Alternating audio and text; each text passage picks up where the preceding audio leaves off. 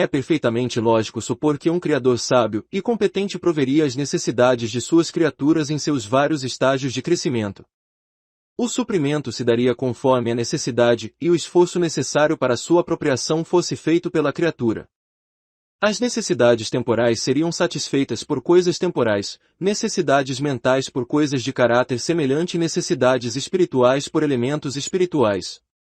Para simplificar a distribuição, tudo seria composto de uma substância espiritual primordial, que sob a devida direção poderia ser transformada em todos os produtos à vontade do operador. Esta é uma ilustração grosseira, mas verdadeira, dos princípios básicos sobre os quais a família humana é suprida nesta terra. O Pai forneceu uma substância semente universal que responde com poder mágico à mente ativa do homem.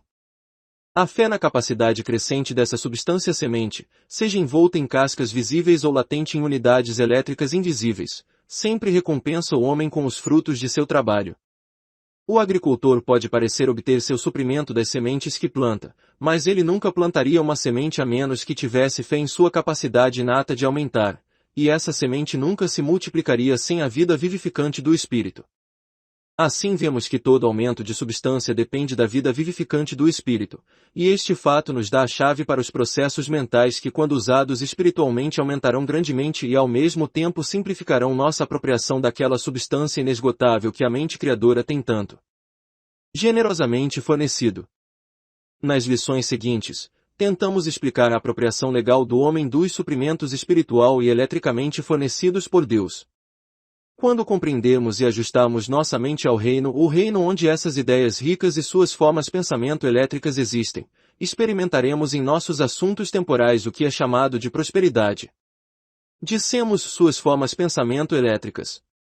Vamos explicar que todos os processos criativos envolvem um reino de ideias e um reino de padrões ou expressões dessas ideias. Os padrões prendem ou engarrafam as unidades elétricas livres que sustentam a coisa visível. Assim, a criação é em seus processos uma trindade, e por trás do universo visível estão tanto a ideia criativa original quanto os raios cósmicos que se cristalizam nas coisas terrenas. Quando nós entendemos desta trindade em suas várias atividades, poderemos conciliar as descobertas da ciência moderna com os fundamentos da religião. A ciência moderna nos ensina que o espaço está fortemente carregado de energias que transformariam a Terra se pudessem ser controladas. Sir Oliver Lodge diz que uma única polegada cúbica do éter contém energia suficiente para fazer funcionar um motor de 40 cavalos por 40 milhões de anos. A divergência de opinião entre os físicos quanto à realidade do éter não anula a existência no espaço de tremendas potencialidades. Sir Arthur Eddington diz que cerca de metade dos principais físicos afirmam que o éter existe e a outra metade nega sua existência, mas, em suas palavras, ambas as partes significam exatamente a mesma coisa e estão divididas apenas por palavras.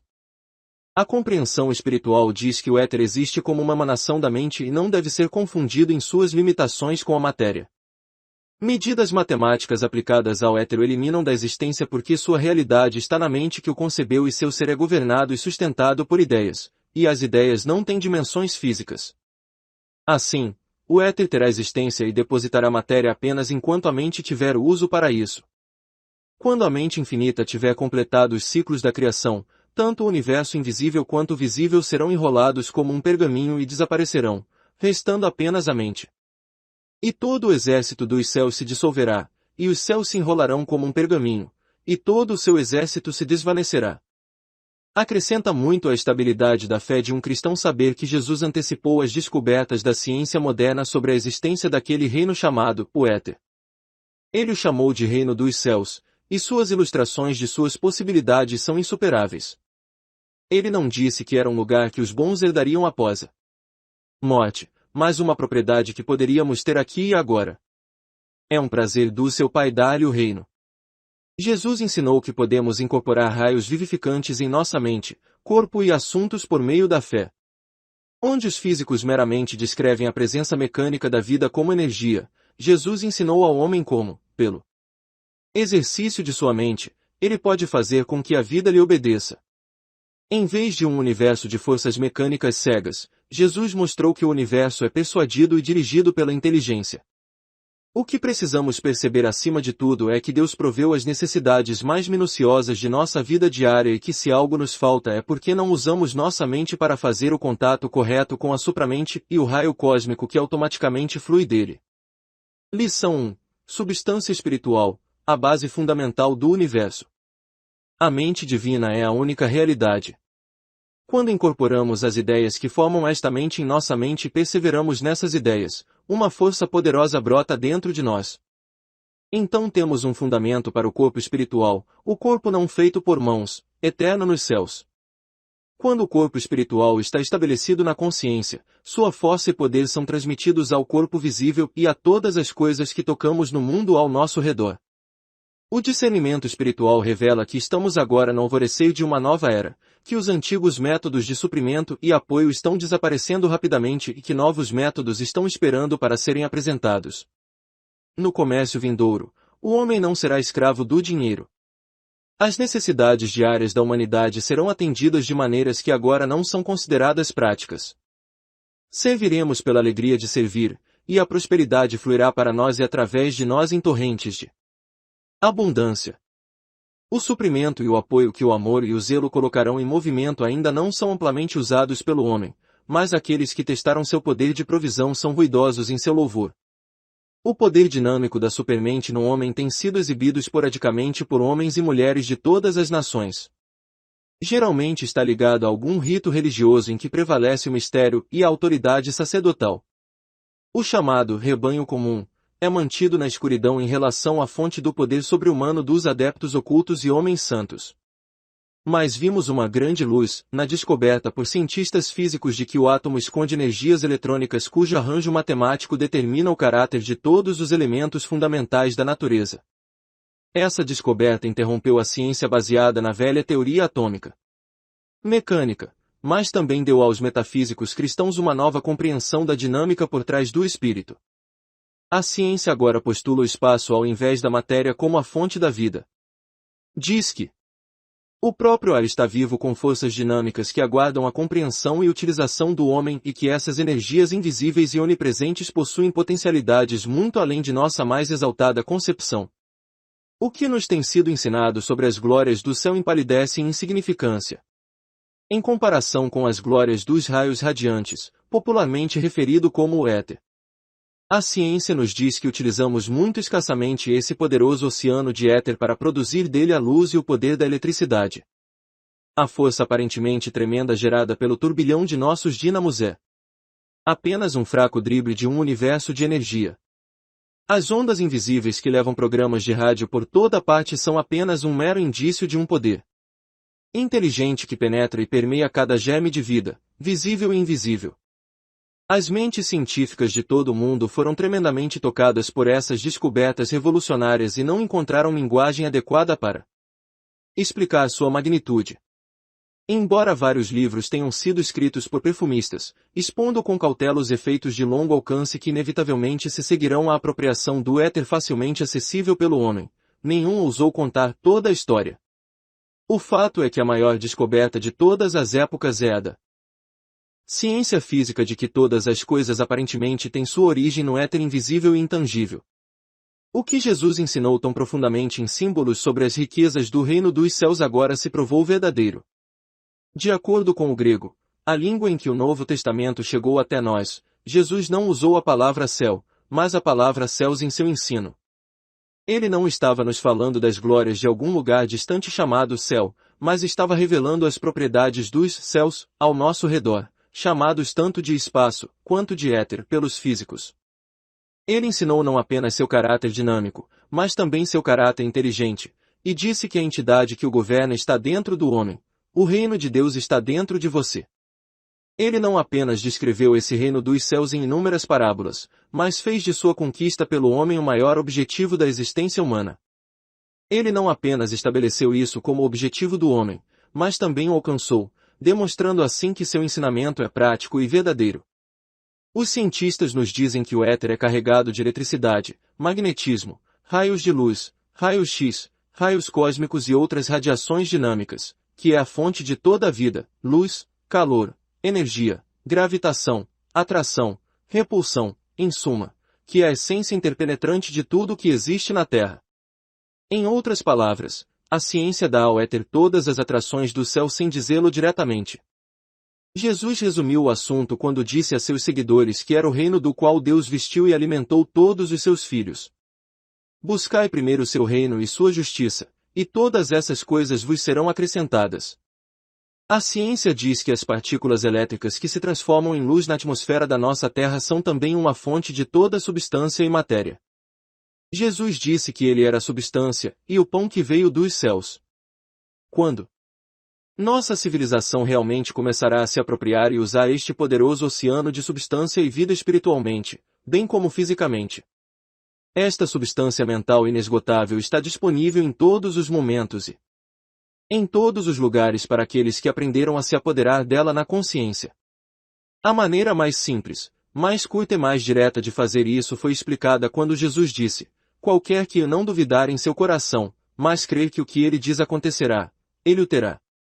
Quando sabemos que certas ideias potentes existem nas expressões da mente invisível, denominadas pela ciência tanto de éter, quanto de espaço, e que recebemos a mente para apoderar-se delas, é fácil colocar a lei em ação por meio de pensamento e palavra e ação.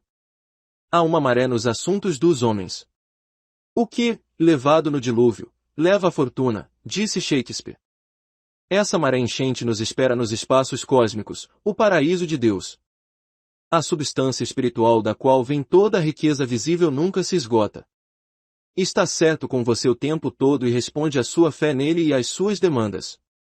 Não é afetado por nossa conversa ignorante sobre tempos difíceis, embora sejamos afetados porque nossos pensamentos e palavras governam nossa demonstração.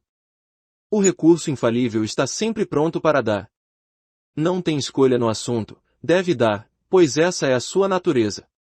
Derrame suas palavras vivas de fé na substância onipresente, e você será próspero embora todos os bancos do mundo fechem suas portas.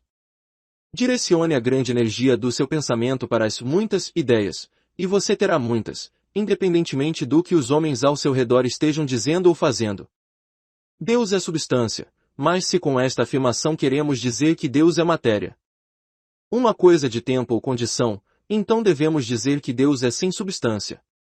Deus não está confinado àquela forma de substância que chamamos de matéria.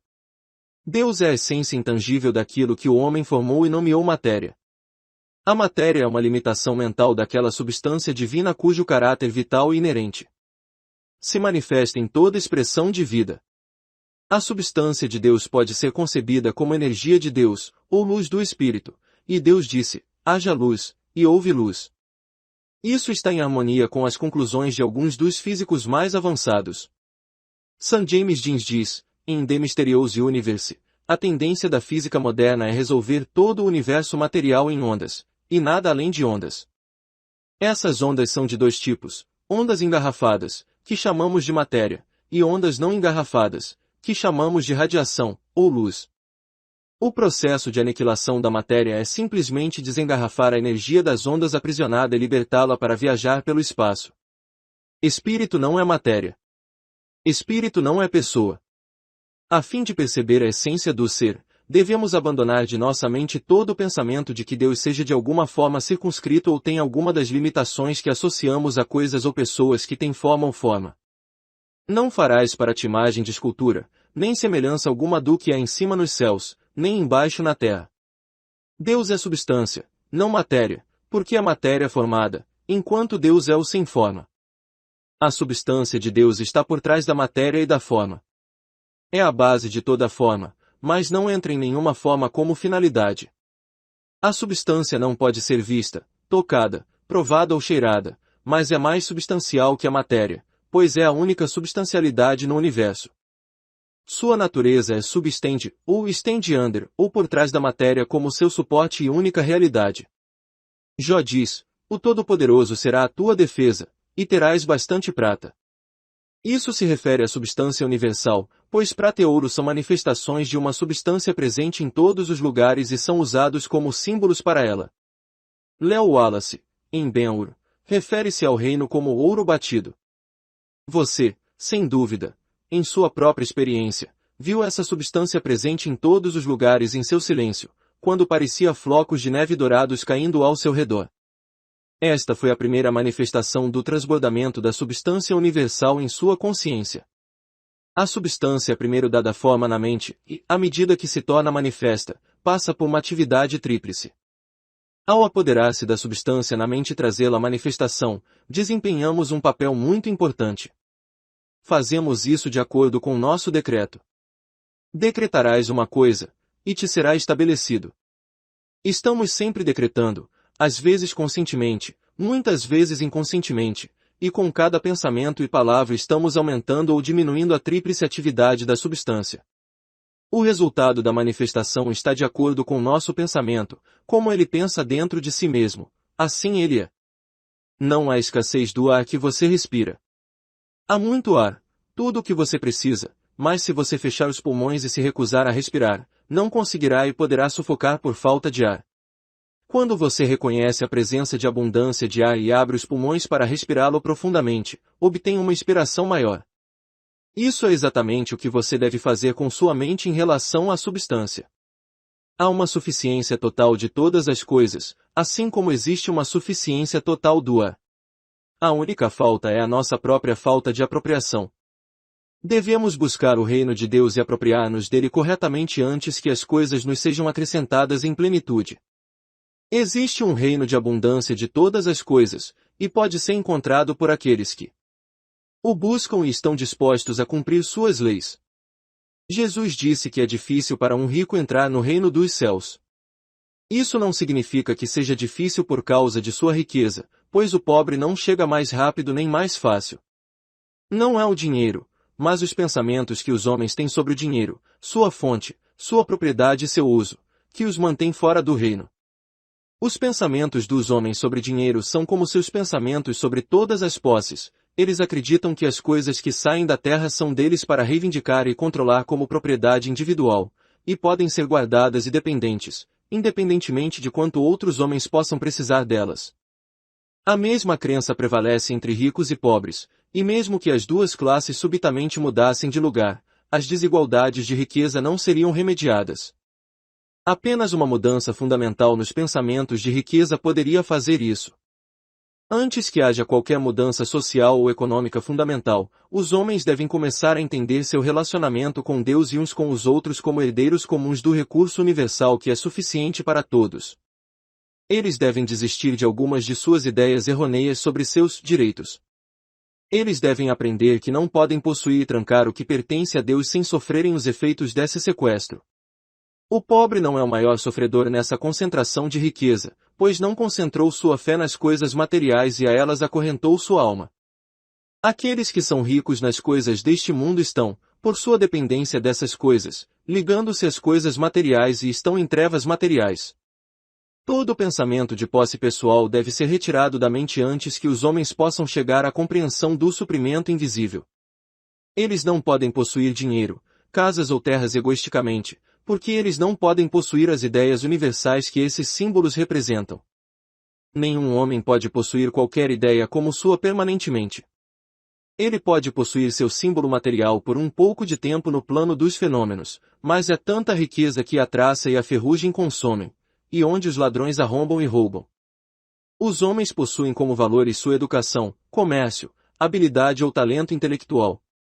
Os ministros do Evangelho possuem erudição ou eloquência e se orgulham dessas posses espirituais.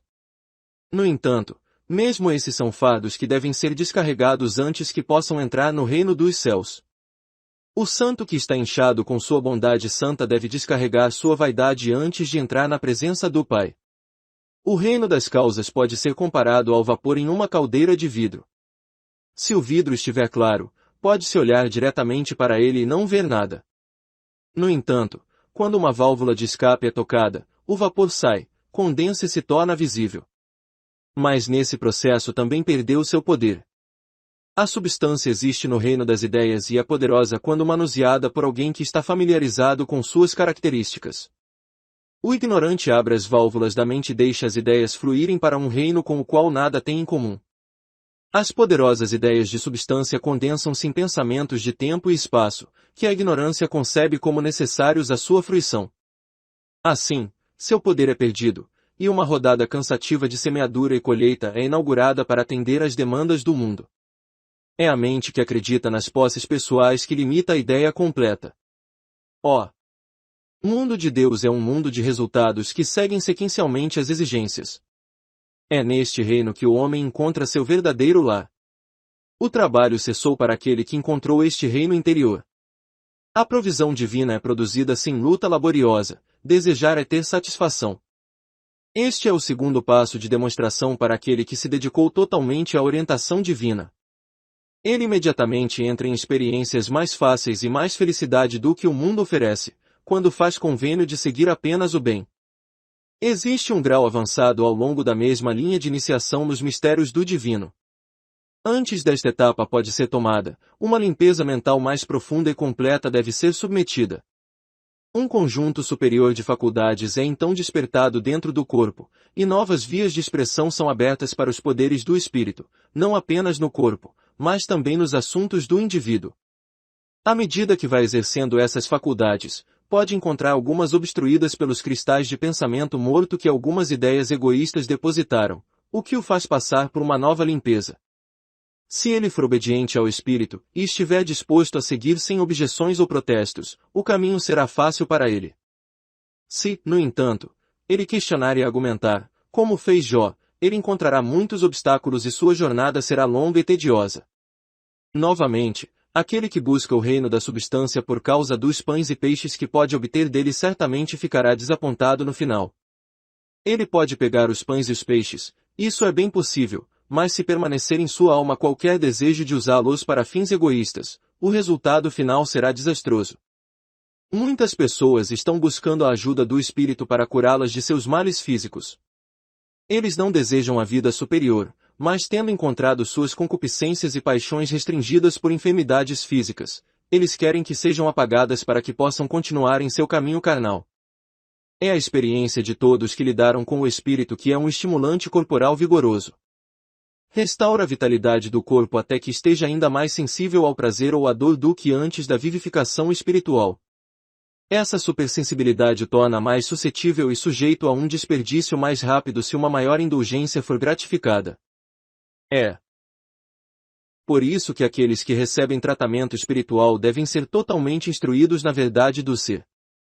Deve-se mostrar a eles que a condescendência com as paixões do corpo é um pecado contra seu sucesso em todas as esferas da vida, especialmente no que diz respeito às finanças e à prosperidade. Se a substância é dissipada, todo tipo de falta começa a ser sentido. A retribuição sempre segue a indulgência do apetite e da paixão pela mera sensação. Tanto pecadores como santos sofrem neste vale de insensatez. A alternativa é dedicar-se aos negócios do Pai. Faça uma aliança definida e detalhada com o Pai, coloque seus desejos, apetites e paixões aos seus pés e concorde em usar todos os seus bens da maneira mais elevada. Então você está buscando o reino, e todas as outras coisas serão acrescentadas a você. Queremos fazer com que essa substância que a fé trouxe à nossa mente seja duradoura, para que não a percamos quando os bancos falirem ou os homens falarem de tempos difíceis.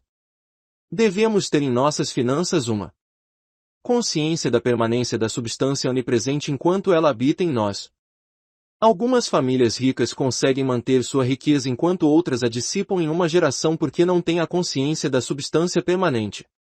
Para muitos de nós há um banquete ou uma fome na questão do dinheiro e precisamos da consciência permanente. Não há razão para que não tenhamos um fluxo contínuo e uniforme de substância tanto na receita quanto na despesa.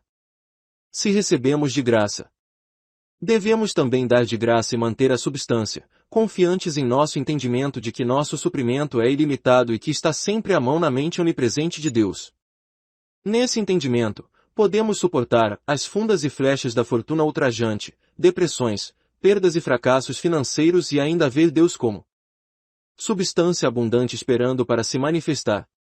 Isso é o que Paulo quis dizer ao tomar toda a armadura de Deus para que possais resistir no dia mau. A substância que no passado se manifestou em nossos assuntos ainda está aqui. É a mesma substância e não pode ser retirada.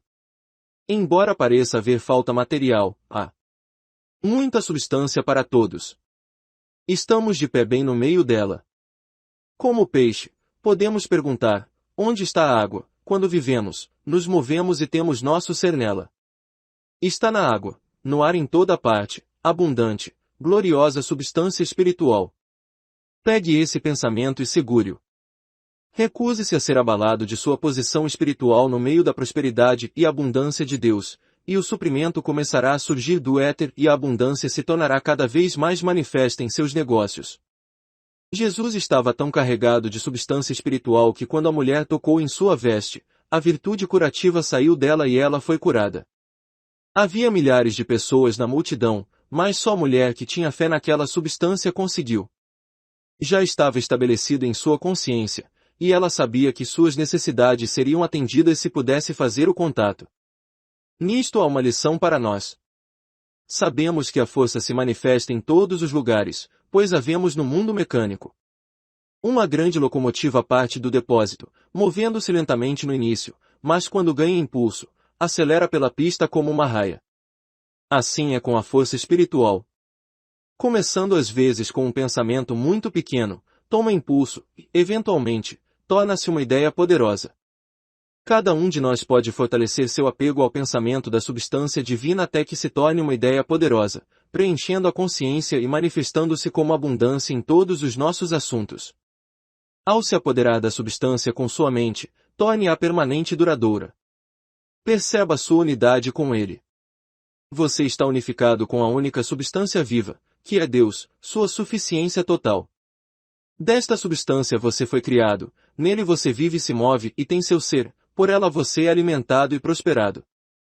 A substância espiritual é firme e imóvel, duradoura. Não flutua com os relatórios de mercado. Não diminui em tempos difíceis, nem aumenta em tempos bons. Não pode ser acumulado para causar uma deficiência na oferta e um preço mais alto. Não pode ser esgotado em doações para atender às necessidades de privação. É sempre o mesmo, constante, abundante, circulando livremente e disponível.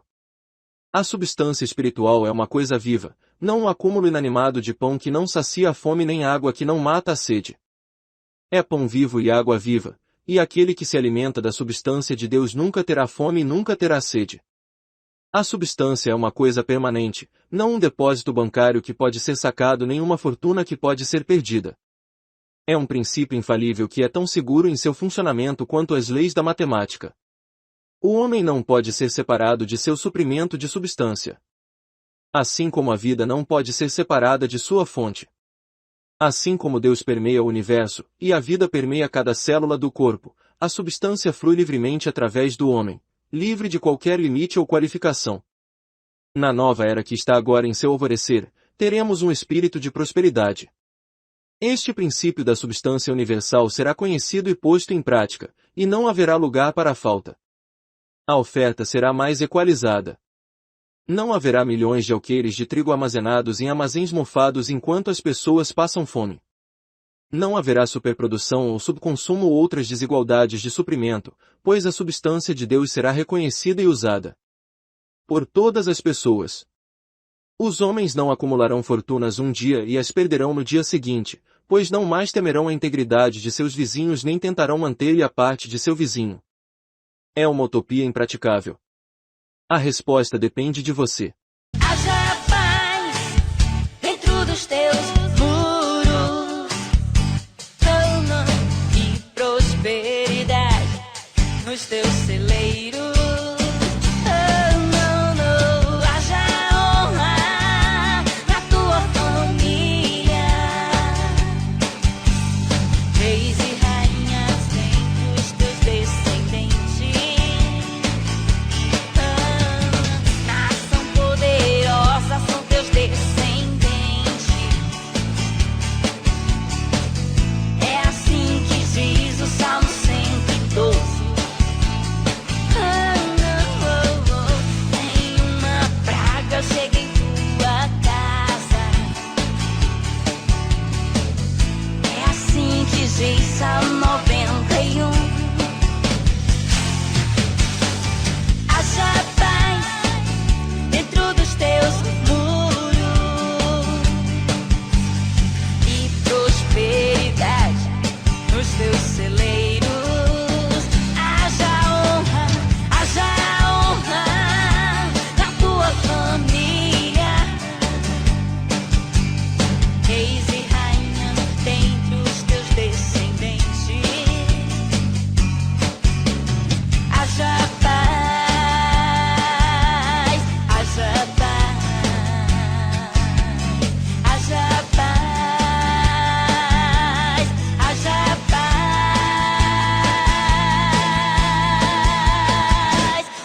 dos teus.